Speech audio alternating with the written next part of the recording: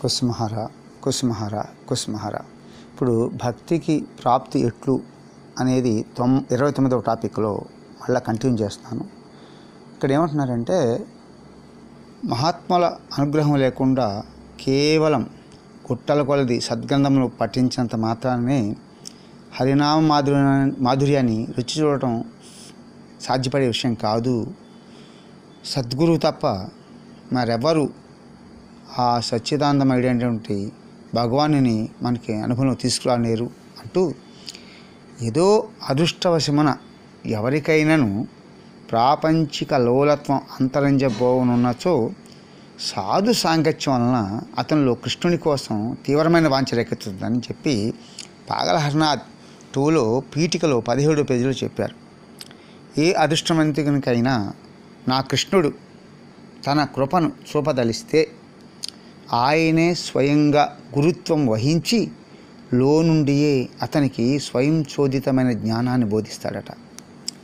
సాధు సాంగత్య ఫలితంగా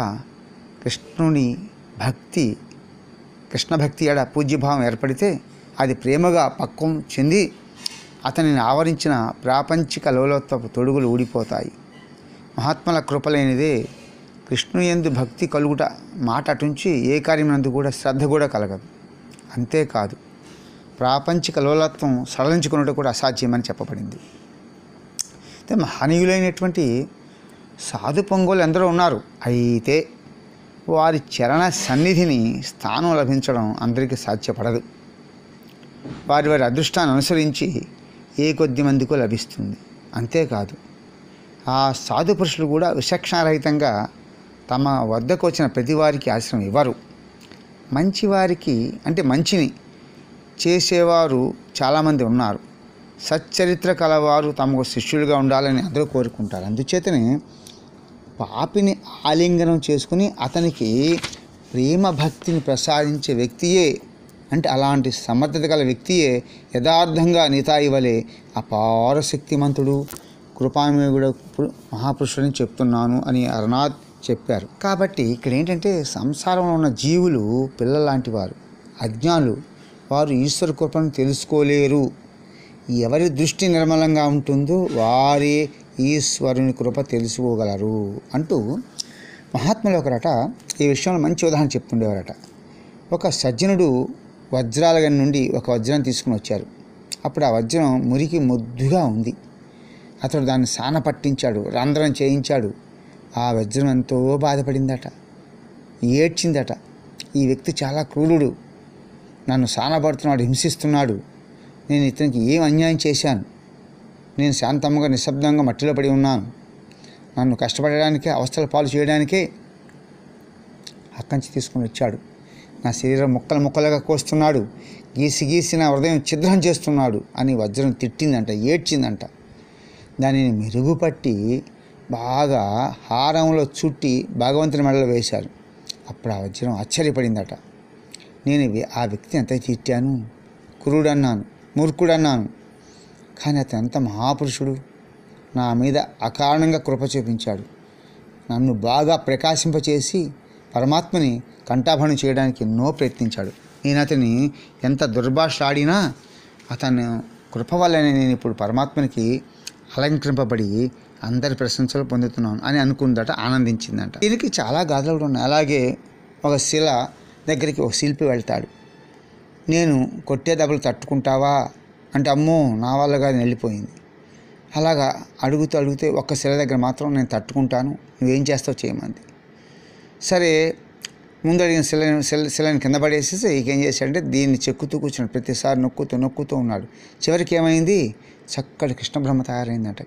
ఆ కృష్ణవిగ్రహాన్ని చూసి అందరూ కూడా ఏం చేశారు, దండలు వేశారు, పువ్వులు వేశారు, అలంకరిస్తున్నారు, పాలు పోస్తున్నారు. మొదట ఒప్పుకోలేదే, ఆ శిలను కింద పడేశారు, దాన్ని తొక్కుతూ వెళ్ళారు, గడపగా వాడాడు.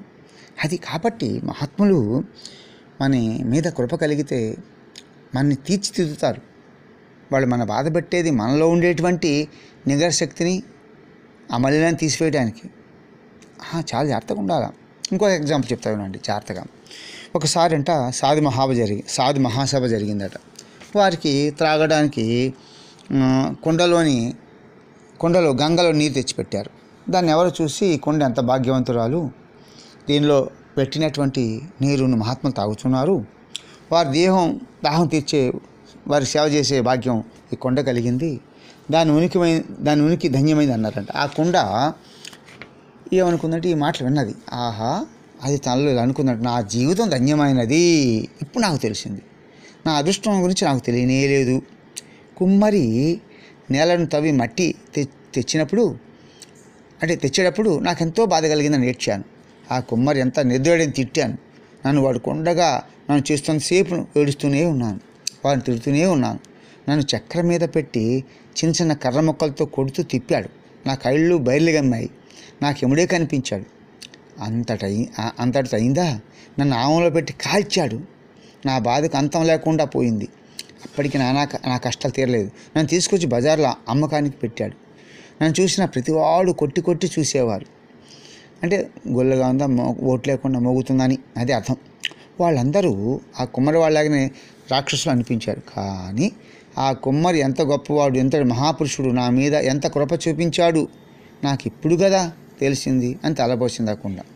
కాబట్టి ఈ విధంగా రోగములు, జ్వరములు, అవమానములు, ధననాశములు, స్వజన వినియోగములు, మృత్యు సమయంలో కూడా ఈశ్వర కృప వర్షిస్తూనే ఉంటుంది అంటున్నాడు. ఇప్పుడు పాండవులు అవమానపడి వాళ్ళు అడవుల పాలైన కృష్ణుడు వాళ్ళని వదలలేదు, తీర్చిదిద్దాడు, శక్తిని పెంపొందించాడు. అలాగే సర్వులపై సర్వవేళల ఈశ్వర కృప నిర్విరామంగా ప్రవహిస్తుంది. సూర్యకాంతి వలె అది నీపై ప్రసరిస్తుంది, కానీ నీవు చూడలేకున్నావు అంటున్నాడు. కాబట్టి కిటికీ తెరిస్తే కదా ఆ వెలుతురు వచ్చేది. అలాగే మృత్యు సమయంలో కూడా మనకి ఈ కృప ఎలా ఉంటుందో మనకి నృసింహబాబు యొక్క అంతిమయాత్ర చూస్తే అర్థమవుతుంది. ఆయన కుమారుడు ఏంటంటే అనుకూల్ హత్రాస్ జంక్షన్లో ఉద్యోగం చేస్తున్నందువలన కొంచెం గాలి మార్పు కోసమని ఆయన వాళ్ళ అబ్బాయి దగ్గరికి వచ్చాడట. ఆయన ఏంటంటే భారతదేశం యొక్క చివరి బాగా తిరిగాడు. చివరికి ఏమైందంటే అటల్ బిహారీ మాటలను విశ్వసించి జపమాలతో హరినామ స్మరణ చేయసాగారు. అంతే మన ఠాకూర్ హరనాథ్ ఆయన తన కృపను ప్రసరింపచేయసాగారు. 2-3 నెలలు గడిచేసరికి ఆయన ఠాకూర్ పాదములు సమర్పణమైపోయారు. లక్షలాది నామం జపం చేయసాగారు. వినండి, చక్కగా ఉంటుంది. అది ఎందుకంటే మృత్యు సమయంలో ఏ విధంగా ఈశ్వర్ సహాయపడతాడు, మహాత్ములు సహాయపడతారు అనేది.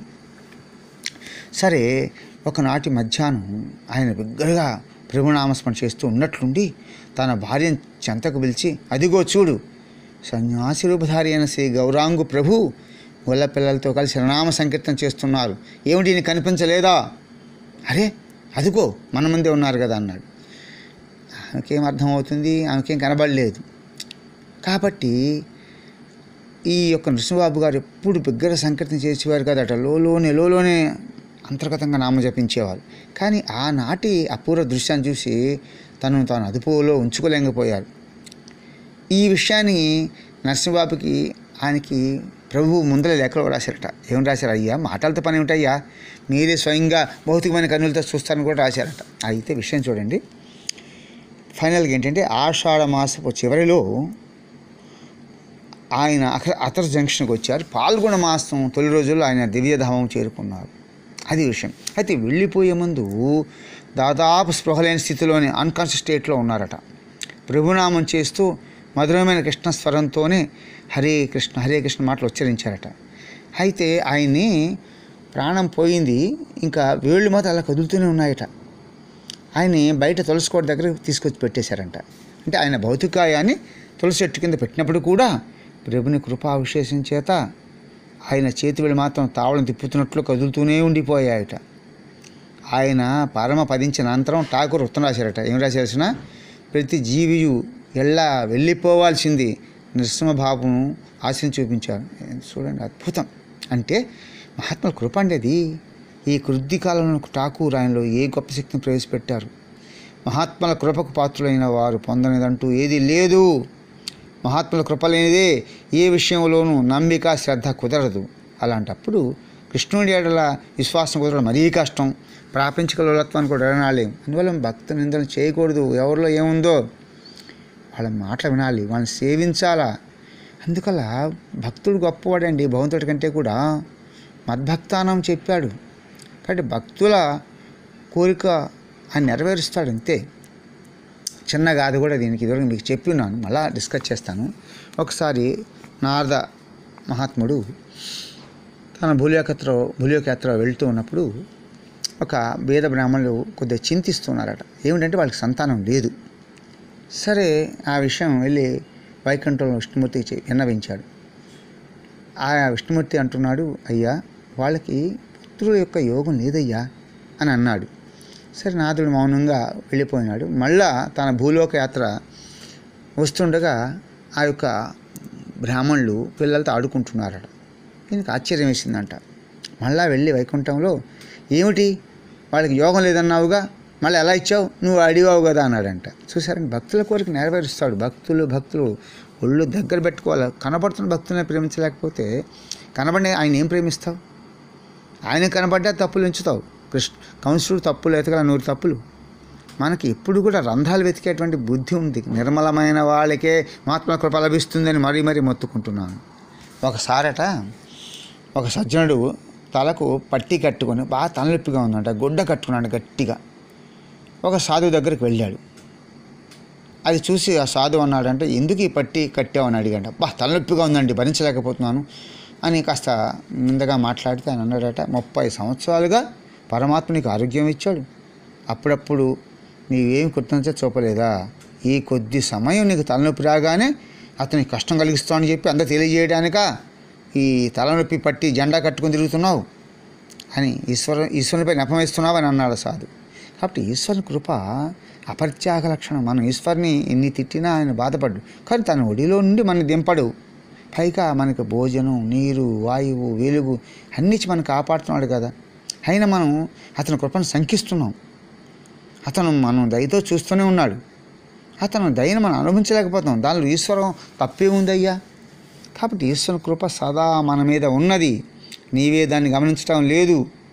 ఎందుకంటే మహాపురుషుల కృపను నీవు పొందగలిగితే ఈశ్వరుని కృపను గ్రహించే శక్తి మనకు వస్తుంది. చైతన్య ప్రభువు కూడా ఇలా అంటాడు తన శిష్టాష్టకంలో, నామన అకారి బహుదా నిజ సర్వశక్తి సత్రార్పిత నియమిత స్మరణ అకాల. ఏమన్నారు? మీ పేర్లలో ప్రభు శక్తినంతా ఇమిడ్చి ఉంచారు. అనేక నామాలు ఉన్నాయి, నిష్ఠనామం చేసుకోమన్నావు, నేనేమన్నావు? నామస్మరణకు సమయం కూడా నిర్ణయించలేదు. అన్ని సమయాలు అన్ని అవస్థలు నామం చేయవచ్చు. మా మీద అనంత కృప ఎంతో ఉంది. కానీ మా దౌర్భాగ్యం ఏమిటంటే నీ నామం మీద స్మరించట్లేదు, ఈ నామం మందు అనురాగం కూడా కలగట్లేదని అలా మనం బాధపడి, అది వివేకం యొక్క తలంపు. దౌర్భాగ్య ఈదృశ మహాజని నానురాగ. కాబట్టి భగవంతుని కృప భగవన్నామంగా, భగవంతుని స్ఫూర్తిగా, భగవత్కథా రూపంగా, మహానుభావుల సాంగత్య రూపంగా ఉంటుంది. అన్నిట్లో మహాపురుష సాంగత్యం అన్నిటికంటే గొప్పది. అందుకే అన్ని ఆసక్తులను దూరం చేసే సత్సంగమే నేను వశం చేసుకోవాలి. అందుకే అప్పుడప్పుడు మనం కలుస్తుంటాం సోనామికలో, బృందాల్లో. వాళ్ళకి ఆదరించి వాళ్ళని అడిగి వాళ్ళ ద్వారా తెలుసుకోవాలా ఎలా చేసుకున్నారు మీరు భక్తిని.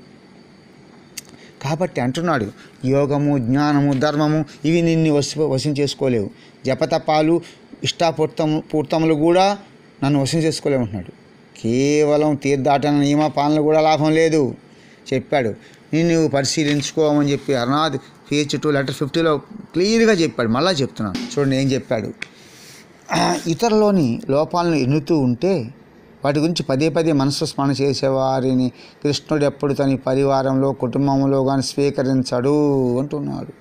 అందువల్ల కృష్ణుడి పరివారంలో ఉండాలి అంటే ఇతరుల పాపాలను నిందించకు, మహాత్ముల్ని సేవించు, నీ దోషం సర్వదా మననం చేసుకుంటూ ఉండు. ధర్మ సంచయనం చేసుకోవడానికి, పుణ్యాన్ని చేసుకోవడానికి ఇదే ఉపాయం. కేవలం పూజా పఠనం, దైవారాధన, సత్యంత పారాయణ, తీర్థ దర్శనం చేసినంత మాత్రాన అది ధర్మం కాదు. దానం చేయటే ధర్మం అయిపోదు. చూడండి ఎంత బాగా చెప్తున్నాడు. మనం ఎంత find faults with in you, నీలోకి నువ్వు ప్రయాణించేయి, తెలుసుకో. కుస్మహర కుస్మహర కుస్మహర.